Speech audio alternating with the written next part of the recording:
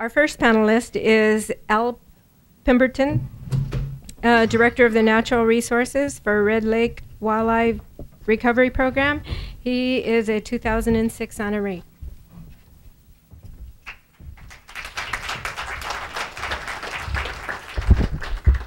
Thank you. It's pretty hard to get up here after all the good speeches everybody gave today and yesterday. It's I'm just a person that worked in forestry pretty much most of my career, and probably used to talking to trees more than I am people. But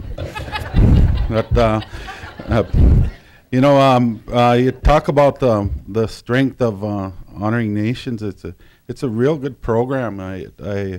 I'm very honored that we won that award, and then just the family that comes along with it is spectacular. And I brought my mother along. We had some friends down here, and that worked for the IHS years ago, a doctor, and we sat down and had supper with them yesterday, and hadn't seen them for about 30 years. So I just want to let you know, I forgot to tell you my name. My name's Alan Dwayne Pemberton. My Indian name is it's Coming Down to Earth Thunderbird. I worked for the when you talk about self-governance and stuff like that, I worked for the Bureau for 15 years, almost 15 years, when the tribe took over the self-governance program. And I was kind of a skeptic to begin with. I was one of the ones, geez, I'm losing my job, but the tribe took a big step there. And looking back on it now, I'm very glad they did that.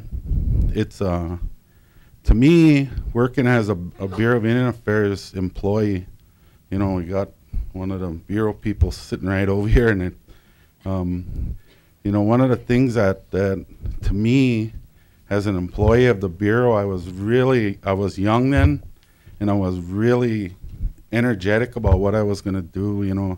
I was in forestry, and I seen some of the problems that were happening on our reservation, and I wanted to make it better for the timber and stuff like that. And one of the things, I started a program with all the young students on planting trees. I seen a need for that. That we had a problem with fires and stuff on our reservation, and I was just trying to start at the bottom and with all the young ones, so they work their way up to knowing about, there's actually trees out in those fields, and it takes a while for them to get up to where they're growing. And I don't know, I guess I'm going off on a tangent here, but what happened was I did that for about 5 years in the tribe. I went to them and asked them for money every year, and they give us money, and the kids came out and we fed them. They planted trees. It was a real good project. And one of the things that I feel in the Bureau of Indian Affairs, looking back on my career, is that the people that work for the Bureau of Indian Affairs, not all of them, but a big part of them, they don't care. They don't care about us. We're Indian people. This is our land. There was a lot of them that did care, but a lot of them didn't. They didn't say, hey, Al, good job. You started a program and it's really working. Every year I had to go to the tribal council and ask for money when the forestry department had enough money to take care of that.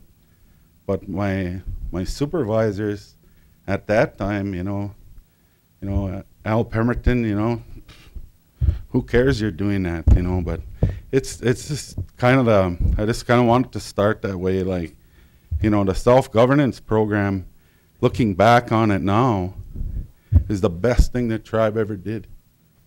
We're going to do things better than the Bureau would ever have done, because we care for our land. We want to be like Oren Line says, the 7th generation. You know, I'm not going to see what happens to our trees and our fish. Our fish, you know, they came back. You know, I mean, that's something we can see, and it happened. You know, just miraculously, they came back. And but you're looking down as a leader of your tribe. You're looking to your grandkids, your great grandkids, and you know, if you stick around long enough to see some of that, it's, you know, that's the best thing that could probably ever happen to you. But in the walleye recovery, one of the things that me as a Red Lake member, we never ceded our lands to the government. We're a closed reservation, and one of the things that happened, my great-grandfather, Peter Graves, was asked by the chiefs to come help him because they were having such trouble with negotiations with the government. They wanted to allot our land, and the chief said, no, we're not allotting our land. And when they negotiated with them, they were so mad at them, you know, and they had the foresight to back then to know that, you know, that we should keep our land, and they did it in a way that that got the government agent mad at them. And this walleye recovery process, it's kind of hard for us as Indian people to, you know, when they went back to Washington, they were so mad at Red Lake. The chiefs told them that we want the whole of the lake. And when it came back later on, they cut part of the lake off. And the reason I was told that some of that happened because there was non-members living up there. And at that time, you know, back in them days, you know, you didn't get around. They didn't have very many cars, so they probably didn't even know there was people living up there. And it was hard for us to negotiate with the state of Minnesota because you know, why should you negotiate for something they stole from us? That's our land. And to this day, we still think that's our land.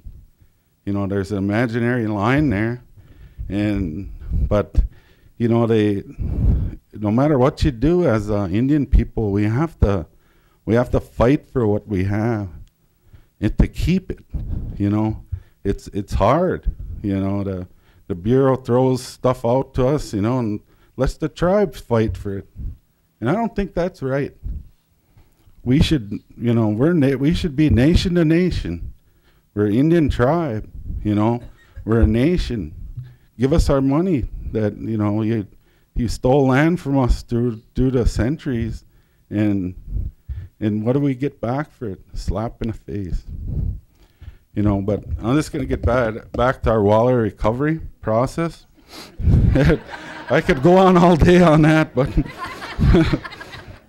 you know, the Red Lake Walleye Initiative in 1997 was the first year of the self-governance program, and we reached out to the state of Minnesota to explore a partnership to recover the famous Red Lake Walleye. And one of the things that happened was the Red Lake fishermen, they voted, they're at a co-op, and they voted themselves out of a job. There was over 200 to 300 fishermen at the time, and they voted to stop fishing because they knew the walleyes were down, and they needed to do something, and they sat there and voted themselves out of a job.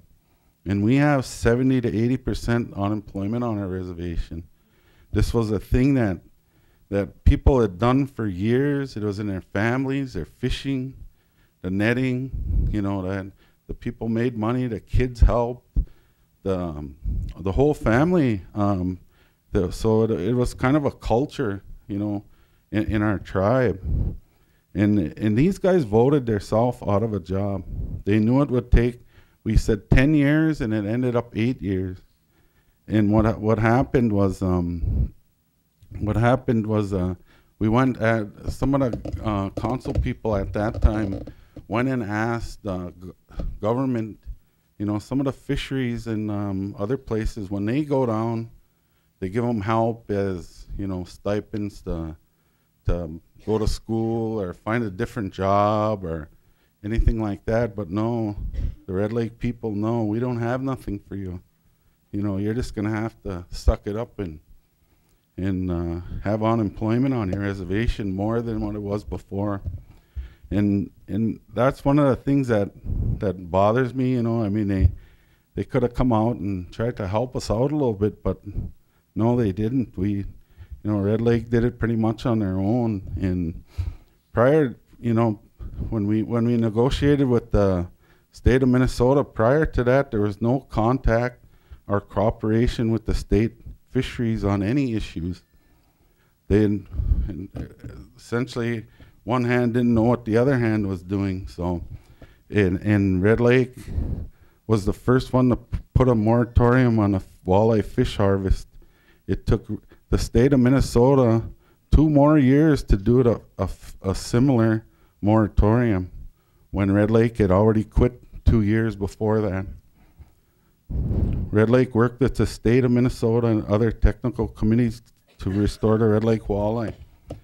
The U.S. Fish and Wildlife Service, the Bureau of Indian Affairs, and through this, you know, I remember when we first, when we sat down, you know, some of the guys said when they first sat down, I wasn't there at that time, but when they first sat down, they were, all the different divisions sat in separate tables.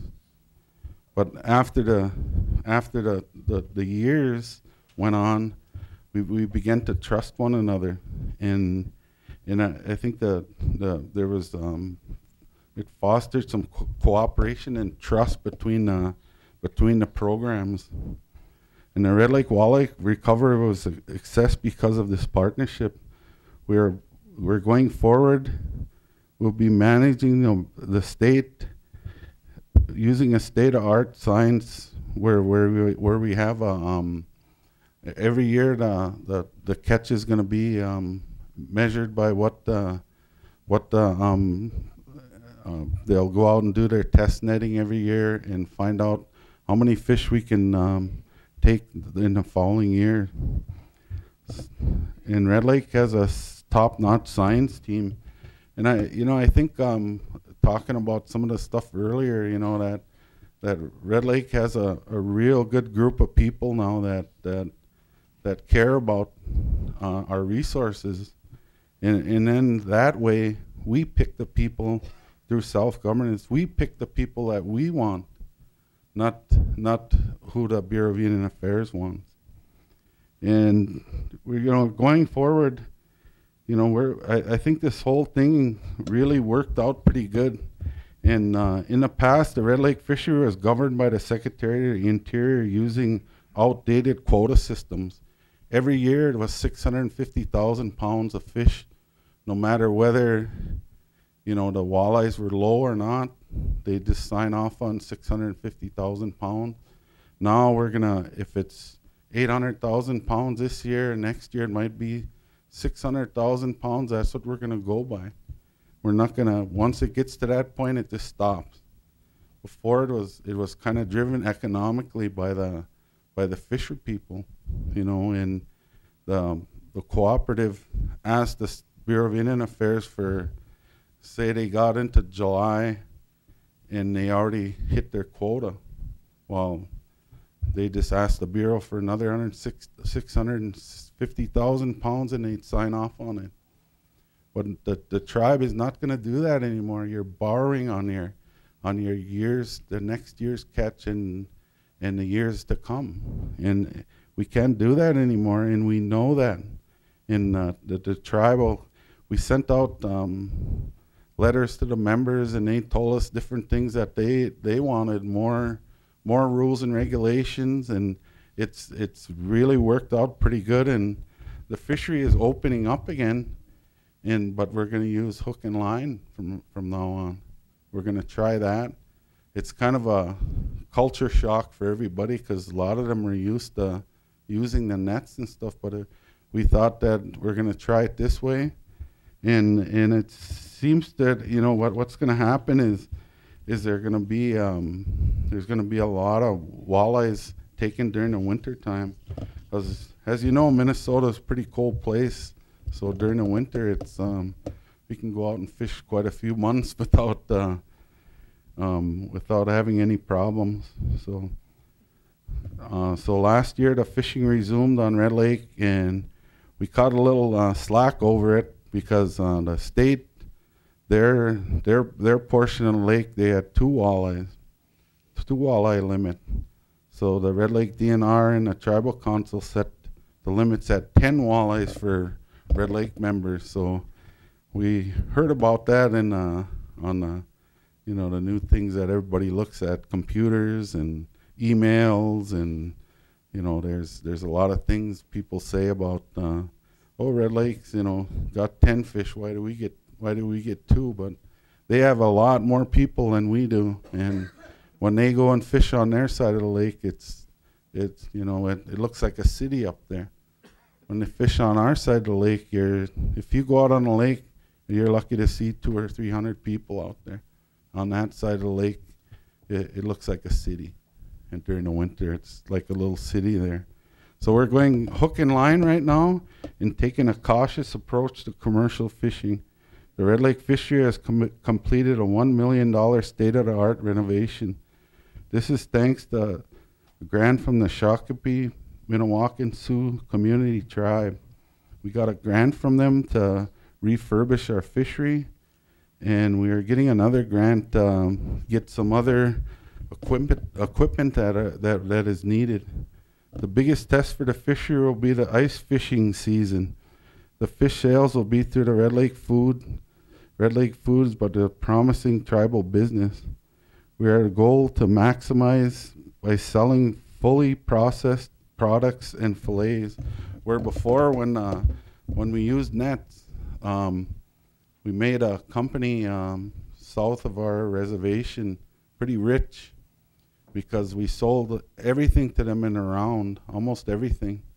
Where now we're gonna do all of the processing on our own and sell them right from Red Lake. And I think that's going to work out better for it'll create more jobs for everybody.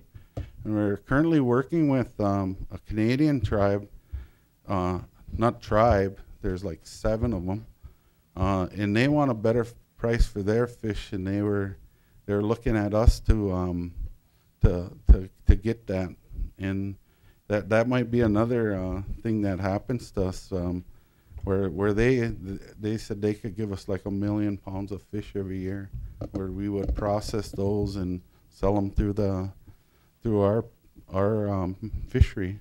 So that's some of the stuff I had to say. I don't know if I went on a tangent sometimes, but you gotta bear with me. I'm just a guy that works out in the woods. So thanks.